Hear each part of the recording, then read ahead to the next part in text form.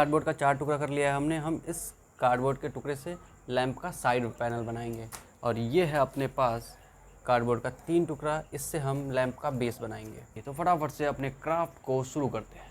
Cardboard का sheet था, इसके ऊपर हमने ये डिज़ाइन कट कर लिया है। अब इसके अंदर हम ये कलरफुल शीट जो है इसको चिपकाने वाले हैं। तो अब फटाफट से इसको चिपका लेते हैं।